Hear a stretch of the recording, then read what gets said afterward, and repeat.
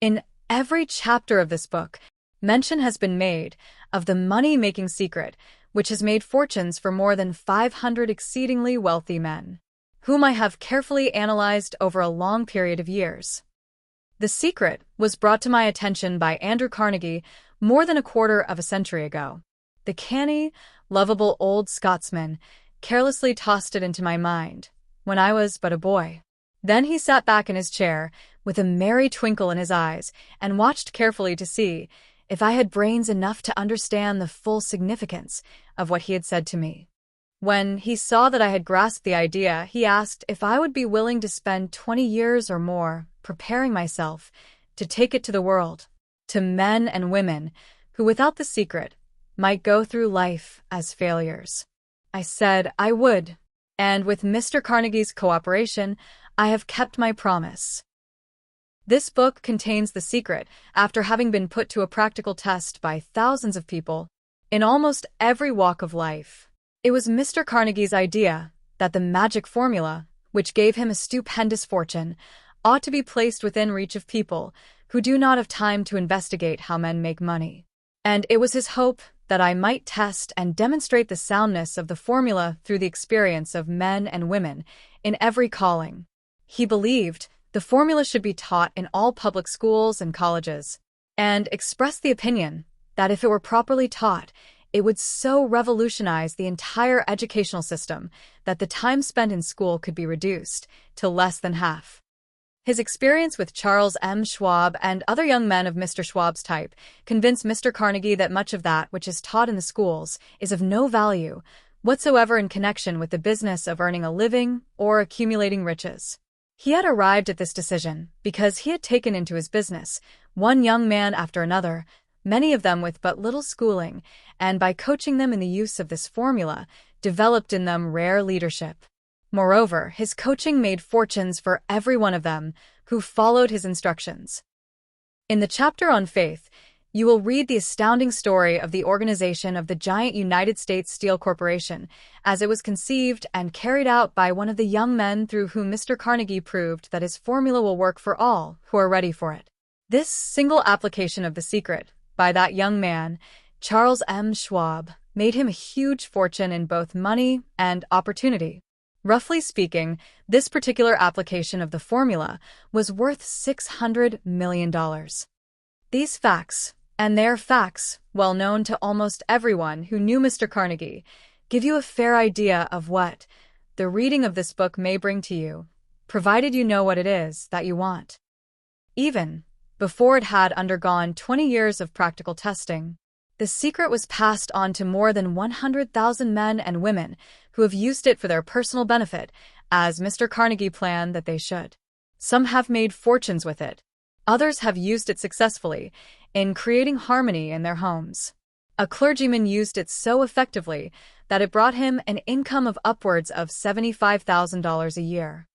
Arthur Nash, a Cincinnati tailor, used his near-bankrupt business as a guinea pig on which to test the formula. The business came to life and made a fortune for its owners. It is still thriving, although Mr. Nash is gone. The experiment was so unique that newspapers and magazines gave it more than $1 million worth of laudatory publicity. The secret was passed on to Stewart Austin Weir of Dallas, Texas. He was ready for it, so ready that he gave up his profession and studied law. Did he succeed? That story is told too. I gave the secret to Jennings Randolph the day he graduated from college, and he has used it so successfully that he is now serving his third term as a member of Congress with an excellent opportunity to keep on using it until it carries him to the White House. While serving as advertising manager of the La Salle Extension University, when it was little more than a name, I had the privilege of seeing J.G. Chapline, president of the university, use the formula so effectively that he has since made the La Salle one of the great extension schools of the country. The secret to which I refer has been mentioned no fewer than 100 times throughout this book. It has not been directly named, for it seems to work more successfully when it is merely uncovered and left in sight, where those who are ready and searching for it may pick it up. That is why Mr. Carnegie tossed it to me so quietly without giving me its specific name.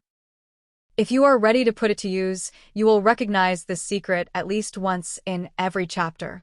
I wish I might feel privileged to tell you how you will know if you are ready, but that would deprive you of much of the benefit you will receive when you make the discovery in your own way. While this book was being written, my own son, who was then finishing the last year of his college work, picked up the manuscript of Chapter 2, read it, and discovered the secret for himself. He used the information so effectively that he went directly into a responsible position at a beginning salary greater than the average man ever earns. His story has been briefly described in Chapter 2. When you read it, perhaps you will dismiss any feeling you may have had at the beginning of the book that it promised too much. And 2, if you have ever been discouraged, if you have had difficulties to surmount which took the very soul out of you, if you have tried and failed, if you were ever handicapped by illness or physical affliction, this story of my son's discovery and use of the Carnegie formula may prove to be the oasis in the desert of lost hope for which you have been searching. This secret was extensively used by President Woodrow Wilson during the World War. It was passed on to every soldier who fought in the war, carefully wrapped in the training received before going to the front.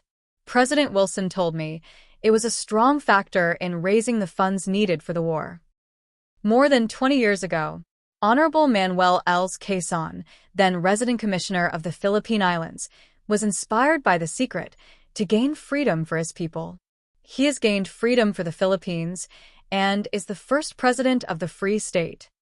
A peculiar thing about the secret is that those who once acquire it and use it find themselves literally swept onto success with but little effort, and they never again submit to failure. If you doubt this, study the names of those who have used it wherever they have been mentioned, check their records for yourself, and be convinced. There is no such thing as something for nothing. The secret to which I refer cannot be had without a price, although the price is far less than its value. It cannot be had at any price by those who are not intentionally searching for it. It cannot be given away. It cannot be purchased for money for the reason that it comes in 2 parts. One part is already in possession of those who are ready for it. The secret serves equally well all who are ready for it. Education has nothing to do with it. Long before I was born, the secret had found its way into the possession of Thomas A. Edison, and he used it so intelligently that he became the world's leading inventor, although he had but 3 months of schooling. The secret was passed on to a business associate of Mr. Edison. He used it so effectively that although he was then making only $12,000 a year, he accumulated a great fortune and retired from active business while still a young man. You will find a story at the beginning of the first chapter. It should convince you that riches are not beyond your reach, that you can still be what you wish to be, that money, fame, recognition, and happiness can be had by all who are ready and determined to have these blessings. How do I know these things? You should have the answer before you finish this book. You may find it in the very first chapter or on the last page. While I was performing the 20-year task of research, which I had undertaken at Mr. Carnegie's request, I analyzed hundreds of well-known men, many of whom admitted that they had accumulated their vast fortunes through the aid of the Carnegie secret. Among these men were Henry Ford, William Wrigley Jr., John Wanamaker, James J. Hill, George S. Parker, E. M. Statler, Henry L. Doherty, Cyrus H. Kane Curtis, George Eastman, Charles M. Schwab, Harris F. Williams, Dr. Frank Gonzalez, Daniel Willard, King Gillette, Ralph A. Weeks, Judge Daniel T. Wright, John D. Rockefeller, Thomas A. Edison, Frank A. Vanderlip, F. W. Woolworth, Colonel Robert A. Dollar, Edward A. Filene, Edwin C. Barnes, Arthur Nash, Clarence Darrow, Theodore Roosevelt, John W. Davis, Albert Hubbard, Wilbur Wright, William Jennings Bryan, Dr. David Starr Jordan, J. Augen Armour, Arthur Brisbane, Woodrow Wilson. Arthur Brisbane. Woodrow Wilson. William Howard Taft. Luther Burbank. Edward W. Bok. Frank A. Munsey. Albert H. Gary. Dr. Alexander Graham Bell. John H. Patterson. Julius Rosenwald. Stuart Austin Weir. Dr. Frank Crane. George M. Alexander. J. G. Chapline. Honorable Jennings Randolph.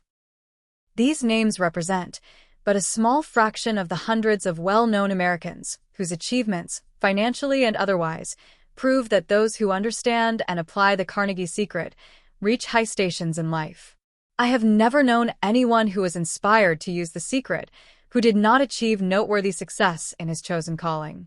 I have never known any person to distinguish himself or to accumulate riches of any consequence without possession of the secret. From these two facts, I draw the conclusion that the secret is more important, as a part of the knowledge, essential for self-determination, than any which one receives through what is popularly known as education. What is education, anyway? This has been answered in full detail. As far as schooling is concerned, many of these men had very little. John Wanamaker once told me that what little schooling he had, he acquired in very much the same manner as a modern locomotive takes on water, by scooping it up as it runs. Henry Ford never reached high school, let alone college. I am not attempting to minimize the value of schooling, but I am trying to express my earnest belief that those who master and apply the secret will reach high stations, accumulate riches, and bargain with life on their own terms, even if their schooling has been meager. Somewhere as you read, the secret to which I refer will jump from the page and stand boldly before you, if you are ready for it. When it appears, you will recognize it, whether you receive the sign in the first or the last chapter. Stop for a moment when it presents itself, and turn down a glass, for that occasion will mark the most important turning point of your life.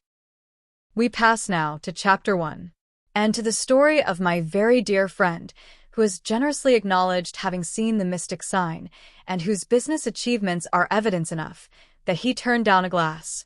As you read his story and the others, remember that they deal with the important problems of life, such as all men experience. The problems arising from one's endeavor to earn a living, to find hope, courage, contentment, and peace of mind, to accumulate riches, and to enjoy freedom of body and spirit. Remember, too, as you go through the book, that it deals with facts and not with fiction, its purpose being to convey a great universal truth through which all who are ready may learn not only what to do, but also how to do it, and receive as well the needed stimulus to make a start. As a final word of preparation, before you begin the first chapter, may I offer one brief suggestion which may provide a clue by which the Carnegie Secret may be recognized.